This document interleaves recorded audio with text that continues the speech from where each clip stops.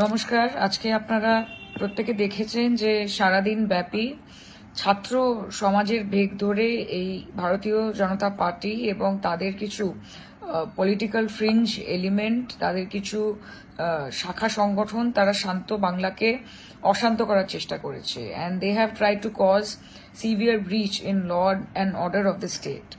আমি এইটুকু নিশ্চিত যে আজকের এই আন্দোলনে বিজেপির ছোট থেকে বড় নেতা সবাই ছিল, শুধুমাত্র ছাত্ররা ছিল না।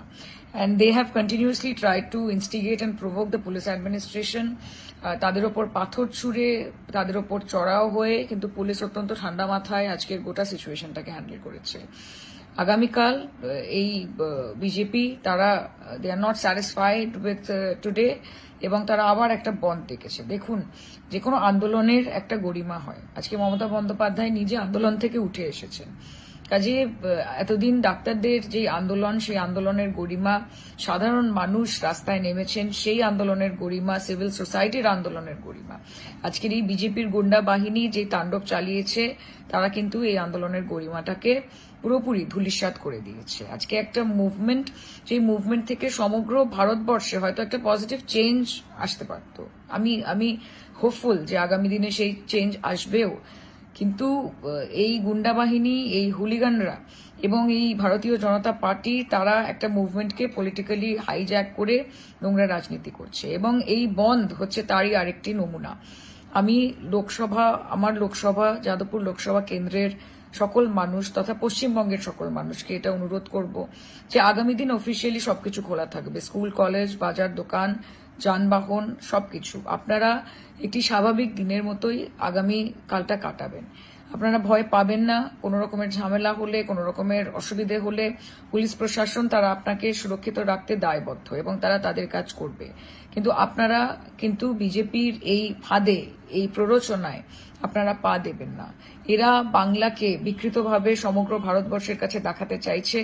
এটা একটা অত্যন্ত কঠিন সময়, আমাদেরকে ঐক্যবদ্ধভাবে লড়াই করতে হবে।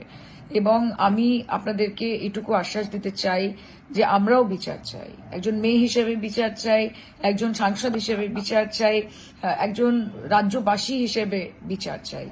এবং আমি আপনাদেরকে এটুকু বলতে চাই যে সেই বিচারটা শুধুমাত্র বাংলার জন্য নয়, সেটা গোটা ভারতবর্ষের জন্য। আমরা নির্ভয়ারও বিচার চাই, আমরা অভয়ারও বিচার চাই, আমরা মণিপুরের বিচার চাই, আমরা বদলাপুরেরও বিচার চাই।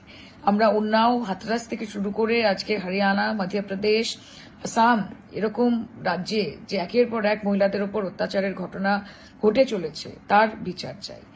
এবং আমি আপনাদেরকে এটুকুই অনুরোধ করতে চাই যে আমাদেরকে ঐক্যবদ্ধভাবে এই লড়াইটা লড়তে হবে। তাই আগামীকাল জনজীবন স্বাভাবিক রাখবেন, স্বাভাবিকভাবে নিজের কাজ করবেন, স্কুল যাবেন, কলেজ যাবেন, চাকরি ক্ষেত্রে যাবেন, আমরা আপনাদের সঙ্গে আছি। এবং আগামীকাল আপনারা জানেন যে পশ্চিমবঙ্গ তৃণমূল ছাত্র পরিষদের প্রতিষ্ঠা দিবস। আমরা প্রত্যেকে সেখানে উপস্থিত থাকব, নেতা উপস্থিত থাকবেন, নেত্রী উপস্থিত থাকবেন, এবং আগামীকাল আমরা পুনরায় এই শপথ নেব যে এই শান্ত বাংলাকে আমরা কাউকে অশান্ত করতে দেব না। আমরা হাজারবার পশ্চিমবঙ্গের মামাটি মানুষের কাছে মাথা নত করব, কিন্তু এই বিজেপির কাছে আমরা মাথা নত করব না। দুবেলা মরার আগে মরবো না ভাই, মরবো না।